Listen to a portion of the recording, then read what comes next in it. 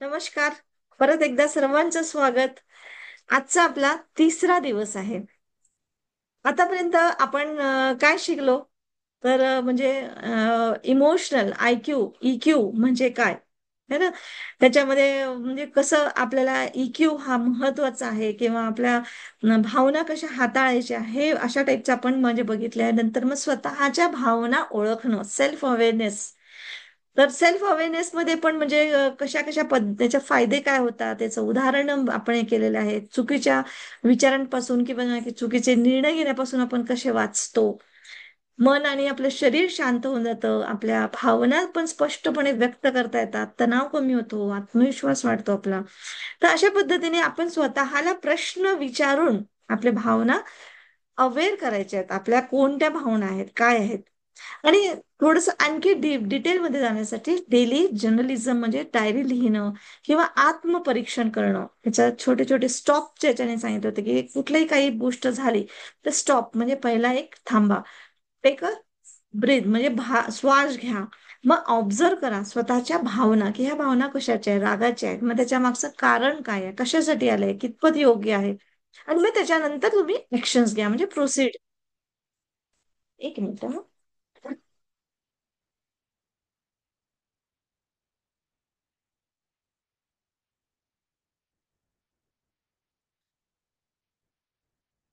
तर अशा पद्धतीने आपण काल हे शिकलो. आज आपल्याला हे करायचं आहे आणि स्वतःला तुम्हाला होमवर्कही दिले होतं की स्वतःला प्रश्न विचारायचा की मी आज कोणत्या प्रसंगामध्ये रागवले किंवा मला आनंद झाला, कधी झाला वगैरे ह्या गोष्टीकडे तुम्ही एकदा आणि तिथे जसे झालं तिथे स्टॉप ही पद्धत वापरून तुम्ही स्वतःचा अनुभव बघा. है ना? आज कीर्तीने परफेक्टली होमवर्क केलेलं आहे. तर समजलं ना कीर्ती? छान, एकदम खूप छान शेअर केलं. तर आज त्याच्या पुढे आपण बघणार आहे. तर त्याच्या पुढे आहे की आपल्या भावना ज्या काही आता आपण बघितल्या त्या भावना नियंत्रित करणे म्हणजे सेल्फ रेग्युलेशन करणं म्हणजे नियंत्रित करणे. आणि हे कम्प्लिटली आपल्या हातामध्ये आहे. आपण नेमकं काय म्हणत असतो की त्याने मला राग आणवलं, त्याने असं केलं म्हणून मला राग आला आणि माझ्यामध्ये द्वेष भावना आली, त्याला असं नाही करायला पाहिजे होतं ना. मग म्हणजे सगळ्या गोष्टीचा दोष दुसऱ्यांनाच देतो आपण. आता कीर्तीने सांगितलं आई पडली म्हणून मला राग आला. पण मला त्याच्यानंतर समजलं की अरे माझी ती चिंता होती किंवा मला ती भीती वाटली की अरे आईला काही झालं तर नाही. पण ऍक्च्युअली तरी पण तो राग येणं आणि आईला काही मुद्दाम बिचारी पडली का, की तिला काही शौक होता का? नाही, तो ऍक्सिडेंटली झाला. तो तिच्यासोबत होऊ शकत होता आणि कोणासोबतही होऊ शकत होता. कोणाला पाहिजे असते आपल्यासोबत असा ऍक्सिडेंट व्हावा म्हणून? कोणालाच नाही. पण तरी पण काय तुला बघता येत नाही, तुला समजत नाही, तुला असं नाही, तुला तसं नाही. आला राग. नंतर अवेअर पण झालो की अरे मला तिची काळजी आहे, मला तिची चिंता वाटली, मला असं वाटलं म्हणून मी राग. पण हे काय झालं परत चिखल लावणं झालं. म्हणजे ऍक्च्युअली काही म्हणजे हाही प्रश्न विचारायला पाहिजे होतं की मी पडले असते तर, मला समजा आईने रागवलं असतं तर, की काय आहे असं पडतात का असं वगैरे, तर तेव्हा मी सांगितलं अगं कोणाला आवडतं पडायला, मी काय मुद्दाम घसरली का, पडलं यार घसरून झालं.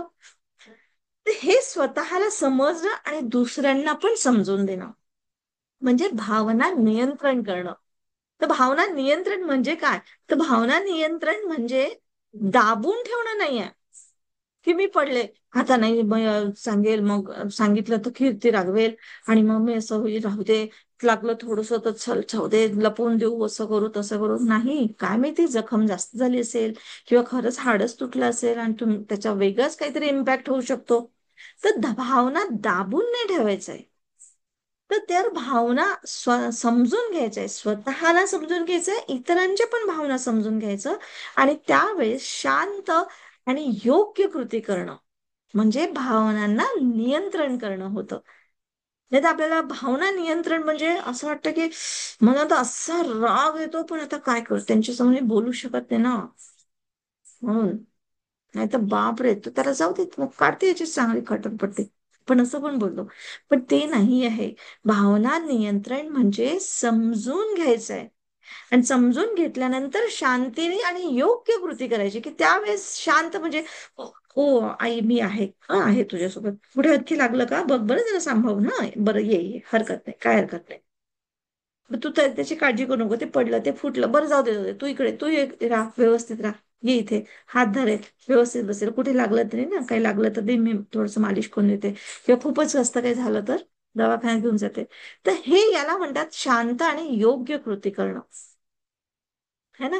तर राग आलं म्हणजे लगेच न ओरडता थोडंसं शांत राहून बोलणं, किंवा भीती वाटली तरी पळून न जाता हळूहळू त्या परिस्थितीला समोर जाणं.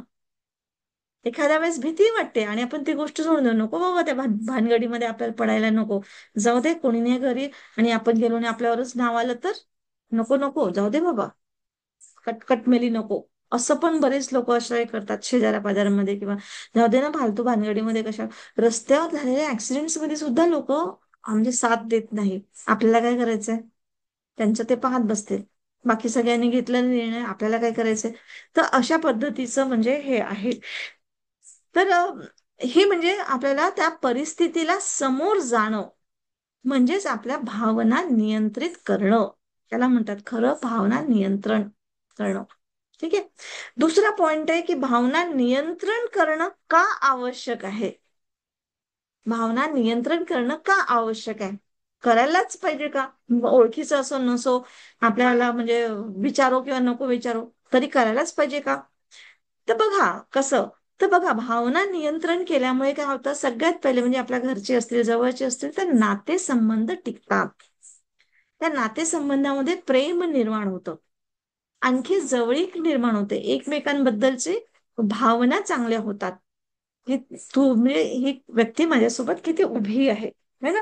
आता असंही समजणारे खूप कमी लोक असतात, की अगं ती रागवते, पण माहितीये तिचं प्रेमच माझ्यावर भरपूर आहे, म्हणून ती माझ्या चांगल्यासाठी रागवते. ठीक आहे, आई आहे किंवा हे आहे. पण समजा हीच वहिनी पडली असती किंवा नणद पडली असती आणि आपण म्हटलं असतं, काय तुम्हाला दिसत नाही का, समजत नाही का, असं नाही का, तसं नाही का, तर त्यावेळेस म्हणजे थोडस हे संबंध हे झाले असते. जरी काळजीने आपण म्हटलं असतं, पण तरी पण, कारण ते संबंध खूप नाजूक असतात. तर त्यावेळेस तिथे पहिल्यांदा आपल्याला कामात पडायला, त्यावेळेस तर बापरे, मी इतकी पडली, मी तडफडून राहिली आणि ती ओरडून राहिली, म्हणजे अशा पद्धतीचं त्यांच्यामध्ये भांडणं होतात आणि ते वेगळंच काहीतरी होऊन जातं, है ना. आणि तिथे मग नातेसंबंधाला तडा जातो. तर म्हणून भावना नियंत्रण खूप आवश्यक असतं, तर नातेसंबंध टिकतात. दुसरा पॉइंट म्हणजे चुकीचे निर्णय टाळता येतात. कारण त्या रागवण्यामध्येच मी किती ग्रेट आहे, किंवा त्या ओरडण्यामध्ये किंवा त्या भीतीमध्येच आपण काही गोष्ट टाळून देतो, तर काही करतो, तर लक्षच देत नाही, मुद्दाम ठरतो, काही तर काहीतरी वेगळं होतं, म्हणजे अशा वेळेस आपण निर्णय चुकीचे घेतो. पण ज्यावेळेस तुम्ही नियंत्रण म्हणजे भावनांचं नियंत्रण केलं आणि त्यांनी व्यवस्थित तुम्ही बोलले किंवा शांतीने त्याला समोर गेले, तर तुम्ही चुकीचे निर्णय तुम्हाला टाळता येऊ शकतात. आरोग्य चांगलं राहते, म्हणजे तणाव नाही राहत आपल्यावर. आपल्याला काळजीपोटी पण तणाव येतो, की असं झालं असतं तर काय झालं असतं, अरे बापरे, मग असं केलं असतं तर काय झालं असतं, वगैरे वगैरे, आणि झालं तर काहीच नाही, पण झालं असतं तर काय झालं असतं, वगैरे वगैरे, हे जे काय असतं याच्याने तणाव येतो आणि आपला त्याचा परिणाम आरोग्यावर होतो. आपला आत्मविश्वास आणि स्थैर्य, स्थिरता वाढते. एक वेगळाच ऍटिट्यूड असतो जेव्हा तुम्ही कितीही याच्यामध्ये असले तरी शांतपणे राहता, तेव्हा एक स्थिर असते, बरं काही होत नाही, काही झालं तर आपण करूया, ठीक आहे, काही हरकत नाही, आणि मी करू शकते, मी आहे ना, मी आले ना, चल आता आपण करू, म्हणजे नंतर समोरची वाट पण आपल्याला सापडते. त्याच्यानंतर आपण जबाबदार बनतो, म्हणजे त्यावेळेस आपण जसं आपली म्हणजे स्थिरता वाढली, आपला आत्मविश्वास वाढलं, पुढची स्टेप काय घ्यायचं हे समजलं, तर आपण जबाबदार बनतो. आणि जिथे तुम्ही जबाबदार म्हणजे रिस्पॉन्सिबिलिटी घेता, तिथे तुम्ही मजबूत बनता, म्हणजे आणखी एक पाऊल पुढे जाता. त्या एक पाऊल पुढे जाण्यासाठी म्हणूनच आपण धर्तीवर आलेलो आहोत, म्हणजे ती गोष्ट तुम्ही शिकता. आणि प्रत्येक आयुष्यातली गोष्ट शिकण्यासाठीच आपण इथे जन्माला आलोय. नवीन नवीन अनुभव मरेपर्यंत मिळत राहणार तुम्हाला. कोण कसा किंवा काय वागतोय, हे सगळं तुम्हाला तो परिस्थिती ती सगळी शिकवत असते, प्रत्येक क्षणाला शिकवत असते. त्यामुळे तुम्हाला न कंटाळता, न चिडता, न हे करता, या सगळ्या गोष्टी, आपला आत्मविश्वास दिवसेंदिवस कसा वाढत जाणार, आपली स्थिरता कशी वाढत जाणार, आपण जबाबदार कसं बनत जाणार, ह्या गोष्टीकडेच लक्ष देऊन करत राहायचंय आपल्याला. स्वतःची प्रगती आहे याच्यामध्ये. ठीक आहे. आता याच्यामध्ये उदाहरण पण आपण देऊ शकतो, की शिक्षकाने जसं विद्यार्थ्याला समज देताना संयम ठेवला, तर तो विद्यार्थी सुधारतो. आता म्हणजे कसं आहे, शिक्षकाला शिक्षक ओरडले समजा काही चुकलं तर विद्यार्थी घाबरतात आणि मग त्याचं विचारणं बंद होते, समज बंद होऊन जाते किंवा मग तो एक वेगळाच नाही नाही तू विचार किंवा नाही जात. पण त्यापेक्षा शिक्षकाने त्याच्या बरोबरीने ते घेतलं आणि खेळता खेळता मी आज रील्स पण पाहिल्या तर खूपच सुंदर असं म्हणजे तो शिक्षक अगदी त्या याच्यामध्ये गेम खेळताना अगदी त्या मुलांसारखं छोट्याशा मुलांसारखं त्यांच्यासारखं म्हणजे तो वागत होता आणि शिकवत होता. तर खरंच असं जेव्हा शिकवलं तर किती सुंदर आहे ना. म्हणजे त्यांना राग न रागवता किंवा त्यांच्या वेगळ्या चुका न काढता त्यांच्या सोबत आपल्या भावनांना नियंत्रण ठेवून त्यांना सोबत घेऊन घेतलं तर रिलेशनशिप किती चांगली झाली. बरं. तर अशा पद्धतीने आपल्याला भावना नियंत्रण करण्याचं फायदे असतात आढळतात म्हणून हे खूप आवश्यक आहे. आता याचे भावना नियंत्रित करण्याचे उपाय कसे आहेत, कसे कसे आपण त्या निर्णय घेऊ शकतो, कसा उपाय त्याच्यावर काय काय आहेत. तर जशा पद्धतीने तुम्हाला घाबरल्याची सिच्युएशन म्हणा किंवा रागाची किंवा द्वेषाची जी काही कोणती पण भूमिका आली भावना आली तुमच्यामध्ये तर सगळ्यात पहिले श्वासावर लक्ष केंद्रित करायचं. आता असं नाही मोठ्या म्हणत ताटात आता सगळं वाढून घे, देवा नमस्कार करते. सुनीता मॅडम. येस. तर हा. तर भावनांवर नियंत्रित करण्याचे उपाय तर असं नाही आता जसं आज कीर्तीने सांगितलं, मी सांगितलं म्हणून मी तो हे उदाहरण घेते की तिची मम्मी पडली आणि ती पहिले श्वासावर लक्ष घेईल आणि मग ती उचलेल असं नाहीये. पण त्यावेळेस ही कशी आहे ही प्रॅक्टिस आपल्याला इतर वेळी करायची आहे. पण ऑन द स्पॉट मग ती प्रॅक्टिस करता करता ती तुमच्या अंगवळणी पडून पडून जाते. म्हणजे मग तुमचं एकदम एवढं चिडणं किंवा एवढं रागवणं किंवा घाबरून जाणं हा प्रकार घडत नाही. पण याला सवय करण्यासाठी तुम्हाला आतापासून हे करायचं आहे की जर समजा राग आला तर तिथे तुम्हाला पहिले श्वासावर लक्ष केंद्रित करा.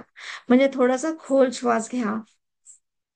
एकदम अशा पद्धतीने म्हणजे 2 मिनिटं तुम्हाला कोणाशी काही बोलायचं एकदम रिॲक्ट करण्याच्या ऐवजी थोडंसं पहिले स्वतःच्या श्वासाकडे बघायचं शांत आणि असं केल्याने काय होतं मन एकदम शांत होतं. इतकी म्हणजे तुरंत ही म्हणजे रेमेडी आहे ना की खूपच जबरदस्त आहे. की जसं तुम्हाला म्हणजे राग आला द्वेष आला किंवा जेव्हा भीती वाटते जे काय आली शांत बसा श्वास घ्या श्वास सोडा 2-4 मिनिटं करा. मन शांत होतं. त्याच्यानंतर थोडंसं थांबल्यासारखं होतं आणि मग थांबून विचार करायचं लगेचच प्रतिक्रिया द्यायचं नाही. कमीत कमी 10 सेकंद थांबा. लगेचच प्रतिक्रिया देऊ नका.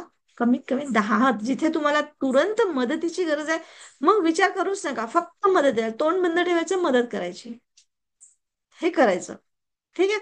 आणि उत्तर द्यायचं असेल तर शांत आणि योग्य पद्धतीने तुमच्या आतूनच येईल. लगेच प्रतिक्रिया दिली तर मग तुमचा राग तो अनावर होतो.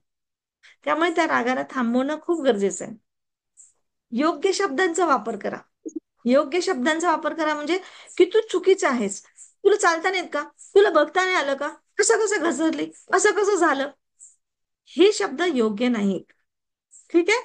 आज कीर्तीलाच टार्गेट ठेवलेलं आहे. पण ऍक्च्युली हे उदाहरण आहे हा उदाहरण आहे कीर्ती. मला नाही माहिती की पण एक चांगलं उदाहरण आहे आणि नाही मॅडम, उदाहरणामध्ये मला खूप शिकायला मिळतं ऍक्च्युली. नंतर मी खूपच अगदी पोलाइटली आईला जवळ घेतलं.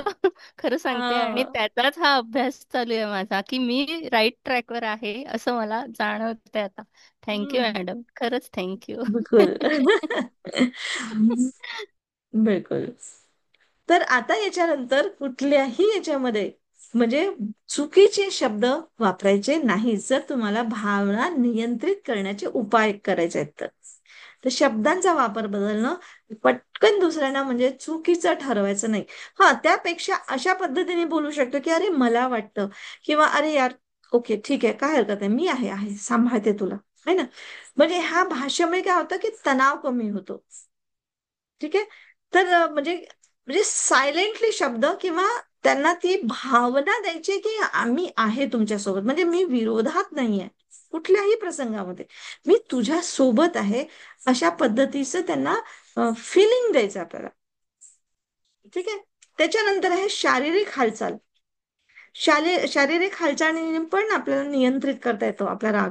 तर राग आला तर चालायला जा किंवा पाणी घ्या. त्यावेळेस आपण करतोय, खूप कोणी चिडला असेल तर त्याला बसवतो, शांत बसवतो, बोलतो आणि मग त्याला पाणी द्यायला देतो किंवा थोडस बाहेर दुसऱ्या त्या जागेवरून हटवतो, दुसरीकडे नेतो. सेम तसंच आहे. पण आता आपण दुसरं कोणीतरी आपल्याला नेतील करतील त्यापेक्षा आपण स्वतःलाच करायचं. उठा, थोडस चालायला लागा, फिरायला जा. ग्रीन गवतावर चालवलं तर खूपच जास्त चांगलं. तुमच्या जर आजूबाजूला गवत असेल, लॉन असेल तर फिरायला जा, है ना. तर बिलकुल असं करा की बिलकुल शिकवायच्या अगोदर होमवर्क पूर्ण करतात. हो, विद्यार्थी बोलतात आहे. खरंच आहे. मग माझे विद्यार्थी हुशारच आहेत खूप. फक्त ते शेअर करत नाही. शेअर केलं तर आणखी जबरदस्त राहतील, हो की नाही. तर करतील, आता करतील, बिलकुल करतील. तर अशी शारीरिक हालचाल पण बदलायची, म्हणजे पोझिशन बदलवायची. एका जागी बसून जर तुम्ही आरडाओरड करत राहिले तर मग ते खूप त्या मूड मध्ये चालला जातो आपण, आणि मग त्याचा आणखी नकारात्मकता येते. त्यापेक्षा थोडीशी पोझिशन लगेच बदलवायची. तर म्हणजे तो परत ऊर्जा आपली सकारात्मक मार्गाने वापरले जाते ते. नंतर मग शेवटचा त्याच्यातलाच पॉइंट आहे, तिसरा पॉइंट मधला, की सकारात्मक म्हणजे सेल्फ टॉक करायचं, स्वतःला सकारात्मक बोलायचं, की मी आता शांत आहे किंवा जे काही झालं ते योग्य झालं आणि मी योग्य निर्णय घेईल. स्वतःशी हे करायचंय. किंवा समोरचाही व्यक्ती झाला असेल तर त्यांनी काय तो मुद्दामून नाही चुकला. कोणालाच नाही वाटत की मुद्दामून माझं पैशांचा लॉस हो किंवा माझं आरोग्य बिघडो किंवा माझं काम बिघडो, असं कोणालाच नाही वाटत. पण ते त्यावेळेस झालं, ठीक आहे, ओके. पण आता मात्र तरी पण मी शांत आहे, मी योग्य निर्णय घेते आहे. म्हणजे असं स्वतःला सेल्फ टॉकने उदाहरण द्यायचे किंवा शब्द द्यायचे, समजवायचं, स्वतःला समजवायचं. दुसऱ्यांना समजवण्याच्या भानगडीत पडू नका सध्या तरी. कारण पहिले जेव्हा आपण स्वतःला प्रॉपर केलं तेव्हा कुठे आपण दुसऱ्यांना सांगू शकतो. तर दुसऱ्यांना एकदम कोणी ऐकतं नाही ऐकत त्यांना सांगायची कोशिश करू नका, जरी तुमचे मुलं असतील तरी सुद्धा. त्यावेळेस वाटल्यास मी आहे तुझ्यासोबत एवढे बोलले ना, तरी सुद्धा म्हणजे समोरच्याला एक आपुलकी वाटते आणि आपल्यालाही स्वतःला पॉझिटिव्हिटी होते की आहेस, हरकत नाही. म्हणजे तिथे त्यांची चुका काढत बसा किंवा त्यांना रागवत बसा, त्यांना हे करत, काही गरजच नाही आपल्याला. पण आहे, ओके, ठीक आहे, काही लागलं तर नाही ना, कुठे काही झालं तर नाही ना, चल ठीक आहे, इथे बस, इथे शांत हो, पाणी पी, है ना. तर अशा पद्धतीने आपल्याला सेल्फ टॉक म्हणजे सकारात्मक स्वतःशी पण आणि समोरच्याशी पण बोलायचा. ठीक आहे. आता त्याच्यानंतर एक उदाहरण एक तुम्हाला सांगते शेवटच्या पॉइंट मध्ये, की जसं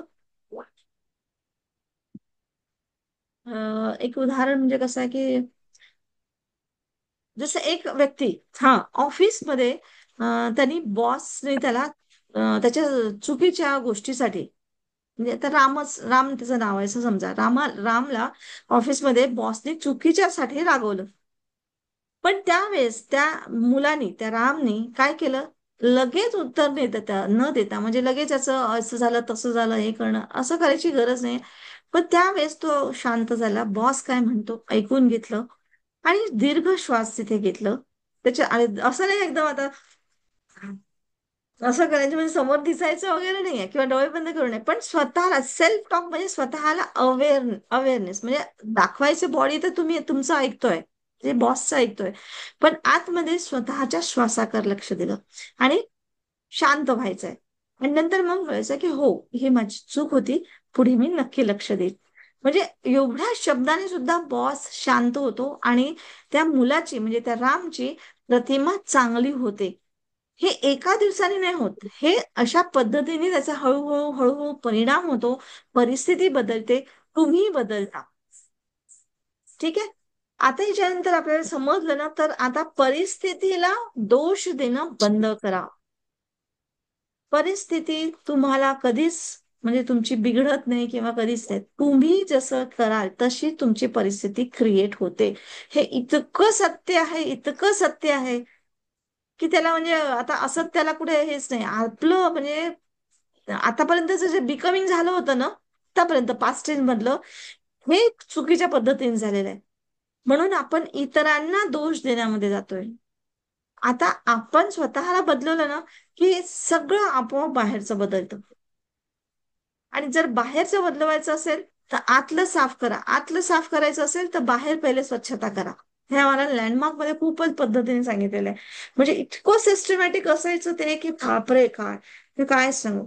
की तुमच्या आतमध्ये जेव्हा तुमची ऐकण्याची म्हणजे परिस्थिती असते, किंवा जी परिस्थिती म्हणण्यापेक्षा कॅपॅसिटी किंवा ऐकण्याची ती पोझिशन असते, लिसनिंग ज्याला म्हणतो आपण, तर ते इतकी म्हणजे तुम्हाला की बाहेरचं कुठेच कचरा नाही ठेवत त्या हॉलमध्ये. लख्ख प्रकाश, कुठे अंधार नाही, की कुठे असं कोणतं बिघडलेली वस्तू नाही पाहिजे तिथे. एकही बल्ब समजा बिघडला असेल तर तो काढून बदलवून टाकायचा.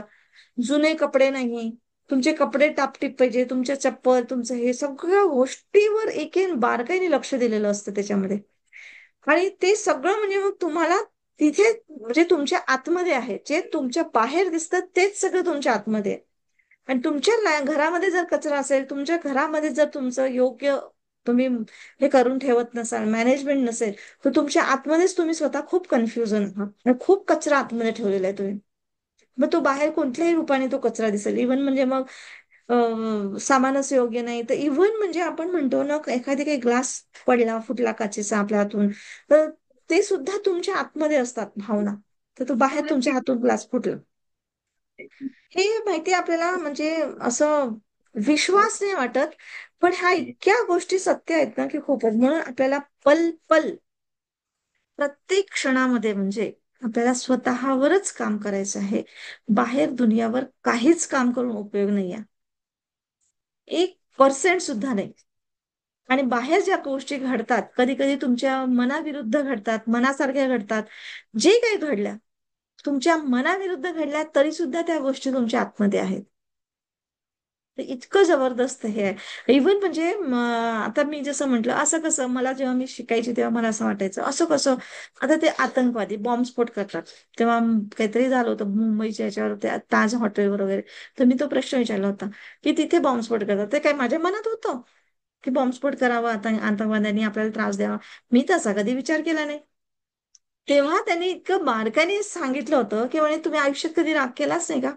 म्हटलं केलाय ना. तर कसं कसं राग, कधी कधी इतका राग येऊन जातो की असं वाटतं की त्याचे द्यावे दोन लावून, नाही तर तलवारच काढून काढूनच टाकते सगळं, मुंडीत छाटून टाकते वगैरे. म्हणजे बोलायला काही जात नाही, पण वाटतं असं होऊन जातं. कधी कधी आपण बोलत नाही, किंवा मनामध्ये अशा काही इतक्या तीव्र भावना येतात की ज्याला तर जे ते दोन लावूनच मारूनच टाकते. म्हणजे अशा सुद्धा, आणि तो तेवढा एका क्षणाचा फोर्स रागाचा आपला, तो ब्रह्मांडामध्ये जमा होतोय.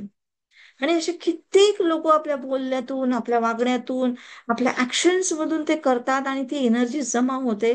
आणि एक व्यक्ती तो एनर्जी कॅच करतो आणि तो असा बॉम्बस्फोट करतो. तर कुठेतरी आपण खसच्या दाना का असे ना, पण पार्टिसिपेट तर केलेलं आहे ना. आणि हे जेव्हा मला समजलं ना, तर मला एकदम असं वाटलं, बापरे. मग अशा निगेटिव्हिटीमध्ये खसच्या दाण्यात सुद्धा पार्टिसिपेशन नाही करायचं. आपण कशाला राग करायचा. आपल्याला वाटते आपण तर आपल्या मुलांनाच रागवलं, आपल्या आईलाच, आपल्या वडिलांना किंवा नवरा बायकोच झालं, बाहेरच्यांना पत्ता काय लागतो. पण ब्रह्मांडाला सगळं पत्ता लागतो आहे. त्यामुळे प्रत्येक क्षणामध्ये आपली योग्य अशी शक्ती बाहेर पडली पाहिजे. याच्यासाठी प्रत्येक क्षणामध्ये अवेअर असणं जरुरी आहे. म्हणून आजचा हा चॅप्टर खूप इम्पॉर्टंट आहे, की आपल्या भावनांना नियंत्रित कसं करायचं, म्हणजे आपल्या सेल्फ रेग्युलेशन कसं करायचं. तर भावना दाबून ठेवायचं नाही आहे, तर भावना आपल्या समजून घेऊन शांत आणि योग्य कृती करायची आहे. भावनांना आपल्याला नियंत्रण करणं खूप आवश्यक आहे. त्याच्यामुळे आपलं नातेसंबंध टिकतात, चुकीचे निर्णय टाळता येतात, आरोग्य चांगलं होतं, तणाव कमी होतो, आत्मविश्वास, स्थिरता वाढते, आणि आपण जास्त जबाबदार बनतो, रिस्पॉन्सिबिलिटी घेतो आपण. आणि भावना नियंत्रित करण्याचे उपाय म्हणजे आपल्या श्वासावर लक्ष ठेवायचं आहे. है ना. आपला थांबून विचार करायचं. आपल्याला योग्य शब्द वापरायचे, योग्य म्हणजे शारीरिक हालचाल योग्य करायची आहे. आणि सकारात्मक स्वतःसोबत बोलायचं आहे. तर अशा पद्धतीने आपल्याला सेल्फ टॉक पण आपल्या सगळं करायचं आहे. आणि आपल्याला स्वतःचं उदाहरण आपल्याला स्वतःसाठी तयार करायचं आहे. ठीक आहे. स्वतःचं उदाहरण स्वतःसाठी तयार करणं म्हणजे स्वतःच्या आयुष्यामधले आलेले प्रसंग काय आहेत ते जेव्हा तुम्ही लिहून ठेवता, ते तुमचं स्वतःचं उदाहरण तुमच्या स्वतःसाठी होते. ठीक आहे. तर आजचं होमवर्क तेच राहील, की दिवसभरामध्ये जेव्हाही तुमच्या मनामध्ये अशी भावना, तीव्र भावना म्हणजे रागाची भावना किंवा जे काही असं निगेटिव्ह भावना येत असेल, भीतीची किंवा द्वेषाची, कोणाबद्दलचं चुगल्याचा हाड्या करताना आपण एकदम, अगं तुला तेवढंच आहे का, मला तर अजून तिच्याबद्दल असं असं माहिती आहे, तेवढा क्षण थांबून जा. 10 सेकंद थांबा. स्वतःसोबत सेल्फ टॉक करा. है ना? आणि स्वतःला मग 2-3 वेळा सकारात्मक वाक्य सांगा, की मी माझ्या भावनांवर नियंत्रण ठेवू शकते आणि आज मी हे केलं. ठीक आहे. कारण आज आमच्या म्हणजे चौकीदाराने सोडलं, चौकी सोडली, तर थोडस 2-3 जणांचं तू तू मी झालं, कारण कोणाला तो आवडत होता, कोणाला ती आवडत नव्हती त्याची बायको वगैरे, असं काही झालं. तर मला पण विचारण्यात आलं, तर मला वाटलं सगळ्यांनी येस म्हटलं, मी सगळ्यांसोबत येस म्हटलं. पण नंतर खाली दोघी तिघी भेटल्या, म्हणे तुम्हाला असं कसं, तुम्ही तर म्हणता मी सगळ्यांवर खूप प्रेम करते, कारण माझं ऐकलं असेल ना रेकॉर्डिंग वगैरे. तर म्हटलं अरे मी काय केलं, मी सगळ्यांनी येस केलं तर मी पण येस म्हटलं, की ठीक आहे जाऊ शकतात जात असतील तर. तर म्हणे नाही नाही, तुम्हाला थोडंसं पार्टिसिपेशन घ्यायला पाहिजे होतं, योग्य त्यांना द्यायला पाहिजे होतं, त्या मुलांना ताप होता तरी पण त्यांनी घर सोडलं, मग अशा याच्यामध्ये त्याने वगैरे असं एक दोन दोघींनी मला म्हटलं. तर म्हटलं हो मला माहिती आहे, पण ऍक्च्युली मी त्याला थोड्या वेळा आधी गेली होती, त्या चौकीदाराला म्हटलं पण डॉक्टरकडे घेऊन जा, त्याला औषधीला पैसे दिले, त्या बाळाच्या हातामध्ये दिले, पैसे दिले, वाटलेच पैसे बिसे कोणीच नाही दिले, पण मी माझ्या ह्याच्यानेच देऊन दिले, की चल गरीब आहे, मला नव्हतं माहिती काय भानगडी काय झाल्यात वगैरे. आणि बाकीचे सगळे येऊन बडबड बडबड करून राहिले आणि मला मग म्हणाले, की तुम्ही मोठे आहात, तुम्ही सगळे तुम्हाला बोलायला पाहिजे ना, थांबवायला पाहिजे होतं ना, असं तसं तसं.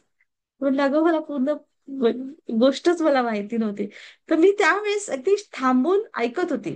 काही काही वेळेस थोडस त्या माझ्या विरोधात पण बोलत होत्या, है ना, की तुम्ही तर इतकं बोलता, तुम्ही तर इतकंच सांगता, पण आता असं प्रकरण झालं तर तुम्ही काहीच नाही बोलले.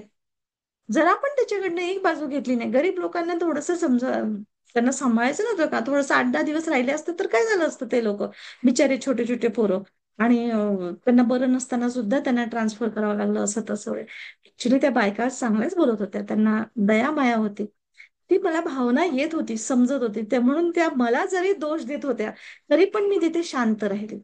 आणि मग मी तिला म्हटलं की हो ग या, मला पण नव्हतं माहिती, मला म्हणजे आता त्याचा प्रोग्राम मला नाही माहिती ना, त्याने म्हटलं मला वाटलं, म्हटलं त्याने घेतलं, त्याला ती तारीख दिली असेल व ती दिली असेल, मी काय त्याला एकदम आजच्या आज खाली कर असं काय नाही. म्हणे तुमचा पण अंगठा होता म्हणे की येस म्हणून, तर म्हटलं हो, मला मी डिसिजन घेतलं मी येस.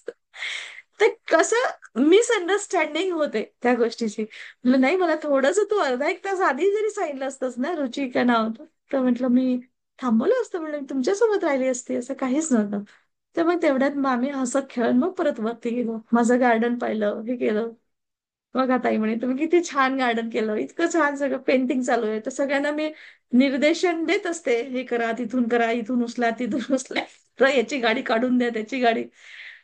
पण ते चौकीदारच्या बद्दल माझ्या डोक्यामध्ये निघून गेलं. तर होतं, आपण जरी अवेअर आहे तरी पण आपल्या लाईफमध्ये हा प्रकरण वर खाली होत राहतात. असं नाही की आपण प्रत्येक ठिकाणी योग्यच आहोत किंवा खूपच चांगला आहोत, असं पण नाही. पण झालं चूक किंवा नाही झालं किंवा नाही समजलं तर त्यावेळेस शांत राहायचं, ऐकून घ्यायचंय किंवा त्यांच्या भावना समोरच्यांच्या समजून घ्यायच्या. आपण कशा पद्धतीने मदत करू शकतो तिथे आपण मदत करायची. पण उगाचच चुगल्याच्या हाडा याच्याबद्दल त्याच्याबद्दल बोला, याच्या करा तिथे करा आणि मग आपल्याला अजून दोन दिमाग हे करा, अर्थ नाहीये त्याच्यात. आपली एनर्जी डाऊन होते.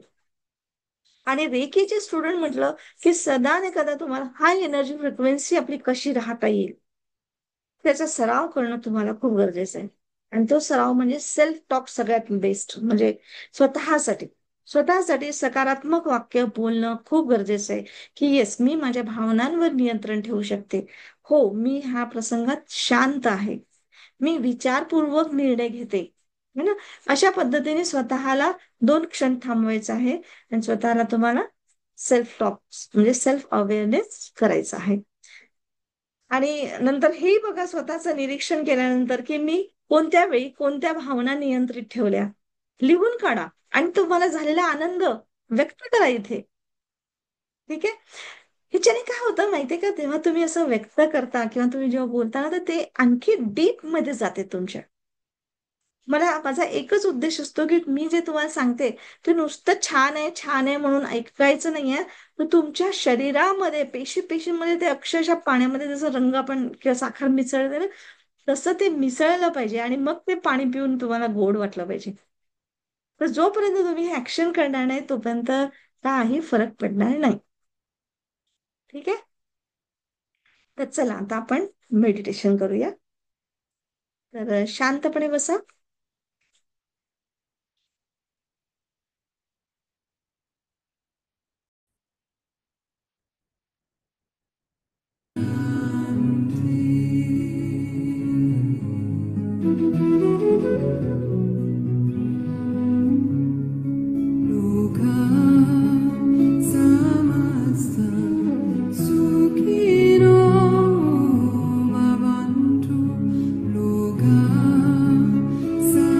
ही प्रार्थना इतकी सुंदर आहे ना, की नुसतं एवढं जरी म्हटलं ना तुम्ही, तरी सुद्धा सर्वांचं भलं होतं.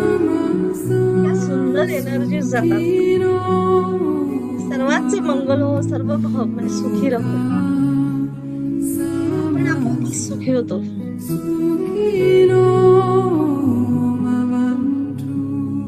कारण तुम्ही दुसऱ्यांना जे देता तेच तुम्हाला मिळतं खरं. तर आपल्याला फक्त काय द्यायचं आहे त्याच्यावर विचार करायचा आहे बस.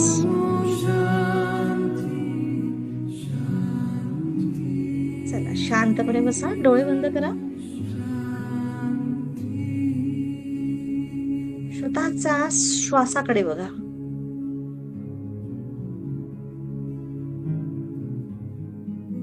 श्वास येतो आहे, श्वास जातो आहे.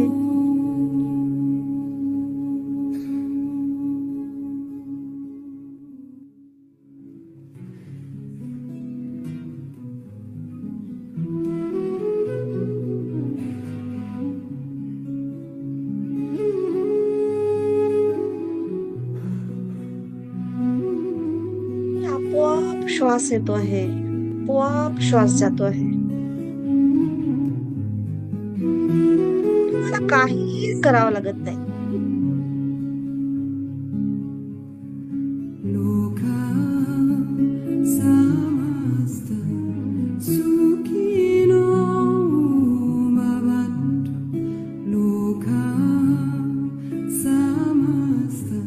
हे असंच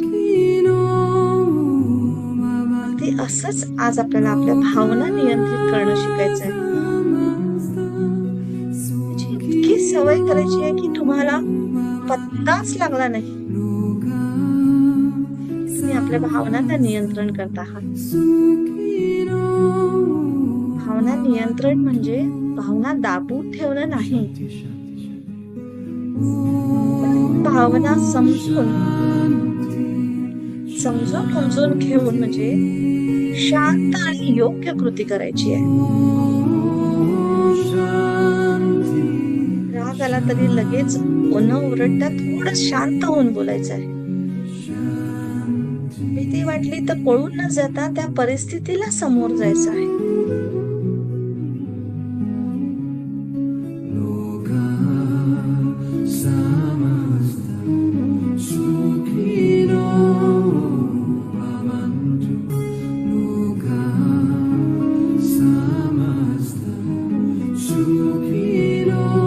नियंत्रण ठेवल्याने नातेसंबंध टिकतात.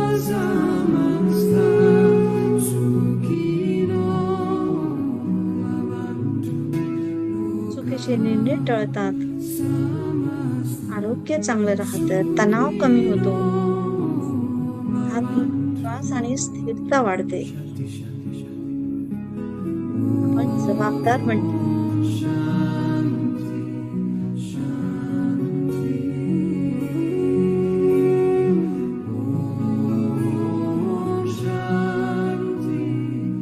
जेव्हाही राग येतो तेव्हा श्वासावर लक्ष द्या.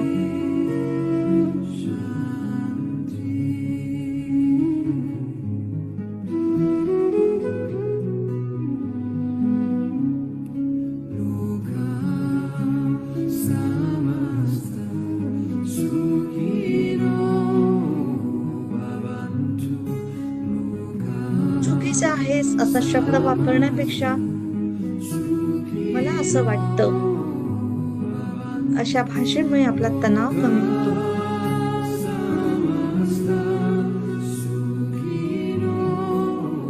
आणि ऊर्जा आपली सकारात्मक मार्गाने वापरली जाते.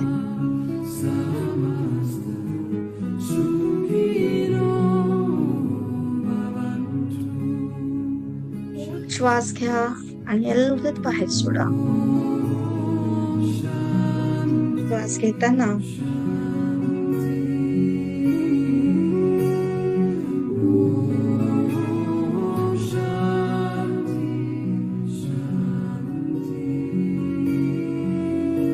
श्वास घेताना आतमध्ये प्रकाश जातो आहे आणि श्वास सोडताना अंधार बाहेर पडतो आहे.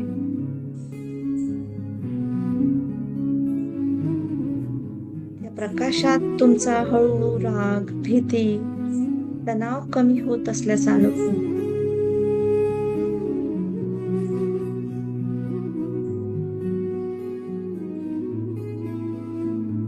च्या मार्फत सर्व तुमचा राग, भीती, तणाव बाहेर निघून जातो आहे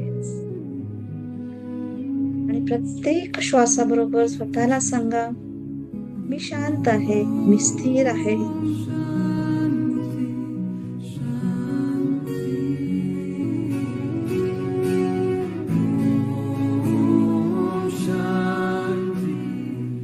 या प्रकाशातच आपण शांतता शोधायची आहे. ह्या प्रकाशात आपल्याला स्थिरता शोधायची आहे.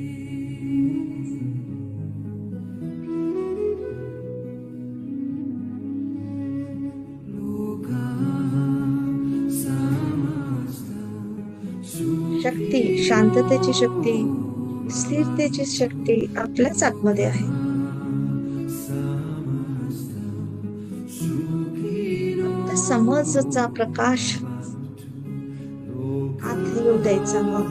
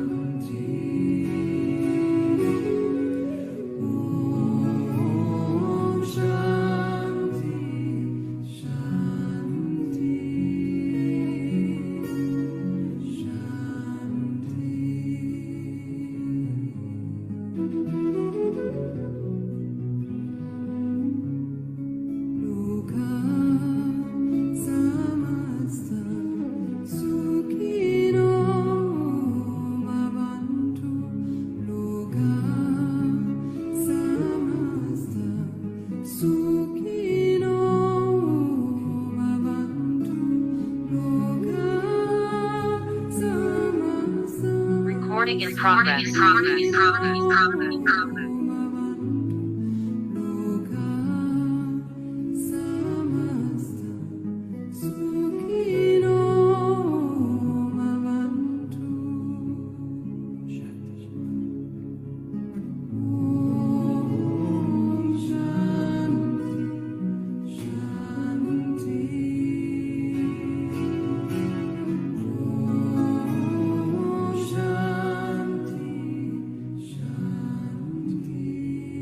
तेच आता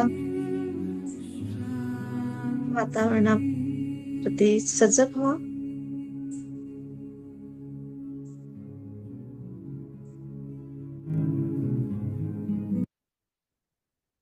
आणि हळूवार डोळ्यांवर हात ठेवून डोळे उघडा.